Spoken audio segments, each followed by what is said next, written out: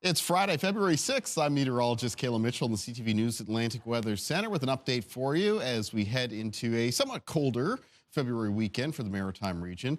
Barometric pressure right now is kind of in between high and low pressure. Believe it or not, though, we're kind of surrounded by low pressure systems at the moment here in the Maritimes. We've got a low that's stalled off the coastline of Labrador. We've got a stronger low pressure system that developed and is moving away from the eastern seaboard of the United States. That one's to our south.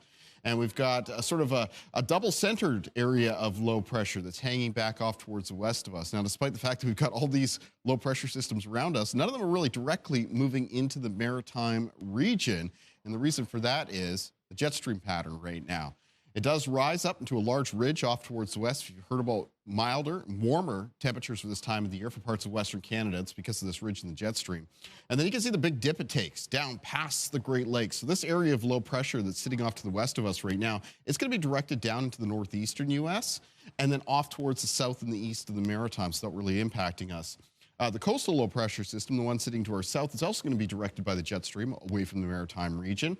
And the stalled out low by up by the Labrador coastline, it's just going to basically maintain its position. So none of those low pressure systems really impacting us. Taking a look at our forecast, though, as we make our way into this evening and tonight, we are going to be seeing some increasing cloudiness. Some colder temperatures, you probably noticed that for today. Northwest wind brought in that colder air off the continent. So at 5, temperatures mostly in the range of around -4 to -7 for Nova Scotia, -6 for Charlottetown and Prince Edward Island, and in New Brunswick between -6 and -9. If you're out at around 9, here's your temperatures, and they'll be in the range of around -9 to -13 for most of New Brunswick, -6 for Charlottetown and Prince Edward Island, and for Nova Scotia, mostly between -5 and -9. And your overnight low temperatures down into the -teens for the province of New Brunswick, down to around -7 for Charlottetown and Prince Edward Island, and mostly between -7 and -11 for Nova Scotia. This isn't quite as cold as it was last night, mostly due to some increased cloudiness. Now, there will be a chance of flurries for some areas tonight, including Prince Edward Island and the north and east of Nova Scotia.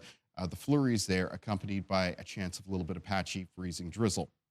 In the forecast for Saturday, mostly cloudy conditions. Expecting some fairly widely scattered flurries around the Maritimes. Most of those will be light.